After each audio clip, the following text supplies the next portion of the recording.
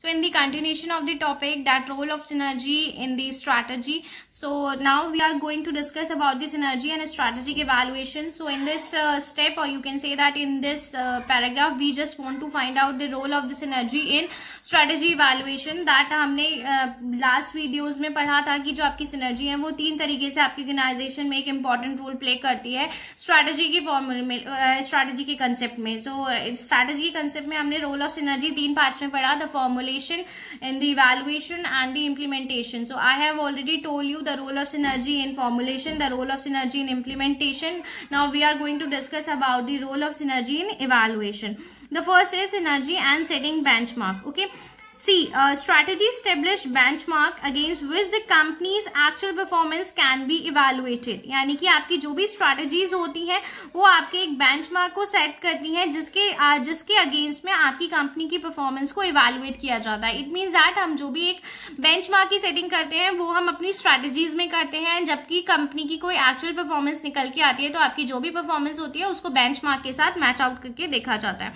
So standards should be achievable and acceptable to the employees. So आपके जो भी आप जो भी मैच आउट करके देखते हैं उसमें जो भी स्टैंडर्ड्स होते हैं वो स्टैंडर्ड्स आपके जितने भी एम्प्लॉयज हैं उनको फॉलो करने पड़ते हैं, जो भी स्टैंडर्ड्स आपकी ऑर्गेनाइजेशन सेट करती है स्ट्रैटेजी में. Okay, hence it is essential to have synergy between decision maker to set the right target. तो आपकी यहाँ पे क्या बेसिक, अगर हम बात करें यहाँ बेंचमार्किंग की, तो बेंचमार्किंग के लिए हमारा एक यहाँ पे सिनर्जी किसके बीच में होनी जरूरी है? सिनर्जी होनी चाहिए आपकी डिसीजन मेकर्स के बीच में, यानी कि जो लोग आपके बेंचमार्क को सेट कर रहे हैं एंड जो भी आपके एम्प्लॉयज हैं उनके बीच में एक सिनर्जी का होना जरूरी नहीं है. कोई ऐसा मे बी अगर कभी ऐसा होता है कि टॉप लेवल मैनेजमेंट में इस तरीके के बेंचमार्क सेट कर दिए जिसको अचीव कर पाना ऑर्गेनाइजेशन के लिए मुश्किल है. अगर वो ऑर्गेनाइजेशन उस बेंचमार्क को अचीव नहीं कर पा रही किसी भी कारण की वजह से, वो उसे अचीव नहीं कर सकती है. लाइक हो सकता है कि उसके पास इतने रिसोर्सेज अवेलेबल नहीं हो, या हो सकता है उसकी मैन पावर इतनी केपेबल नहीं हो कि वो उस बेंचमार्क को मीट आउट कर पाए. सो यहाँ पे एक मैनेजमेंट जब भी अपने जो भी बेंचमार्क सेट करता है, जो भी टारगेट सेट करता है, उसके लिए आपके डिसीजन मेकर और एम्प्लॉयज के बीच में एक कोऑर्डिनेशन होना जरूरी है.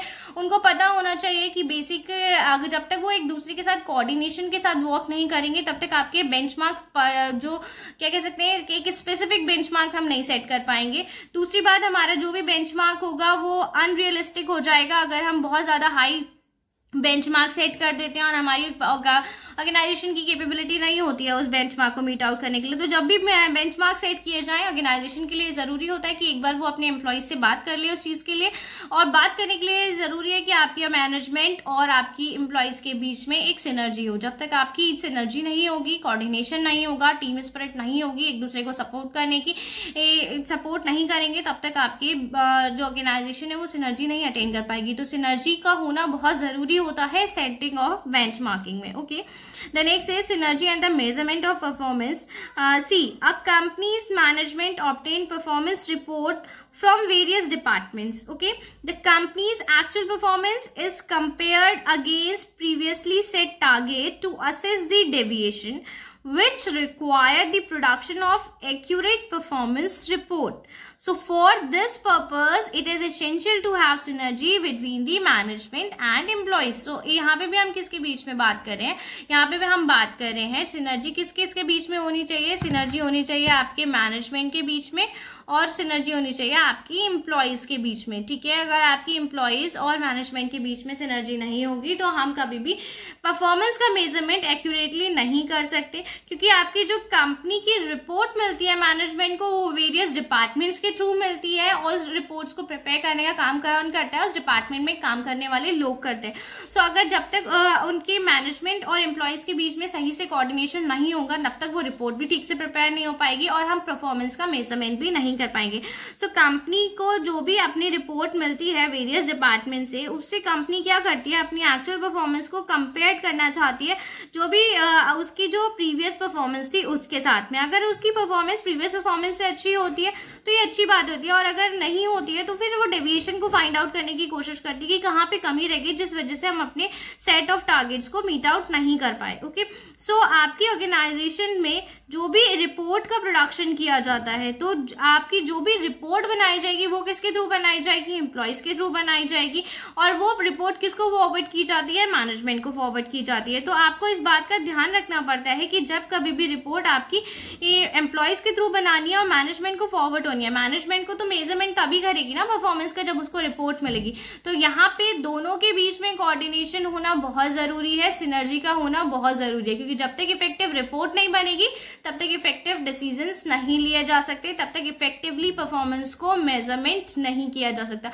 सो इफेक्टिवली परफॉर्मेंस मेजरमेंट के लिए ये जरूरी है कि रिपोर्ट जो प्रोड्यूस की जाए वो उसका इफेक्टिव होना बहुत जरूरी है। Okay, the last is synergy analysing deviation and taking corrective action. Okay, तो ये तो मैंने अभी आपको ऊपर भी बताया कि आपका जो सिनर्जी है, सिनर्जी हेल्प करती है डेविएशन को एनालाइज करने में और करेक्टिव एक्शंस को लेने में। अब सिनर्जी का रोल क्या होता है एनालिसिस, डेविएशन को एनालाइज करने में और करेक्टिव एक्शन को लेने में, ये देखते हैं। C, based on report the management understand the deviation of company's actual performance from the set target and undertake a cause and effect exercise. यानी कि आपकी रिपोर्ट के बेसिस पे ही मैनेजमेंट क्या करता है, कंपनी के में जो भी डेविएशंस होते हैं उनको फाइंड आउट करने की कोशिश करता है, देन टारगेट सेट करता है एंड देन उन टारगेट्स को फिर से अचीव करने की कोशिश की जाती है। Okay, synergy between management and employ including functional heads is essential to understand the cause of deviation and also take corrective measure to rectify the deviation. It means that basically आपकी organisation में synergy का होना बहुत जरूरी है। अगर आपकी organisation में सिनर्जी नहीं होगी, अगर आपके मैनेजमेंट और जितने भी आपके फंक्शनल डिपार्टमेंट के हेड हैं उनके बीच में अगर सिनर्जी नहीं होगी, तो आपकी जो यहाँ पे डेविएशंस निकल के आए, इन डेविएशन के एक्चुअल कॉजेस को हम फाइंड आउट नहीं कर पाएंगे, क्योंकि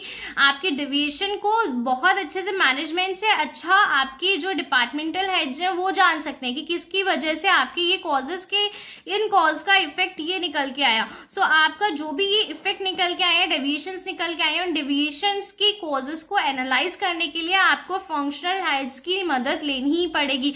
और फंक्शनल कब कोऑर्डिनेट करते हैं मैनेजमेंट को, जब उनके बीच में सिनर्जी होती है। ओके, अगर उनके बीच में सिनर्जी नहीं है तो वो किसी भी तरीके की हेल्प नहीं करते मैनेजमेंट को किसी भी तरीके के चीज को एनालाइज करने में या फिर उन प्रॉब्लम्स के सॉल्यूशंस को निकालने में। So it is essential for the organisation to have the synergy between the management and the various functional department heads. Okay, so I hope यहाँ पे आपको सिनर्जी एंड स्ट्रैटेजिक इवैल्यूएशन समझ में आया। तो इस तरीके से हमने यहाँ पे बहुत सारे सिनर्जी के रोल पढ़े, synergy as a component of strategic strategy and its relevance. जो टॉपिक था आपका वो यहाँ पे खत्म हो जाता है एंड आई होप आपको ये टॉपिक समझ में आया होगा। If you have any doubt you can ask me any time and you can also comment, you can also mention your doubt in your comment session. Thank you, have a good day.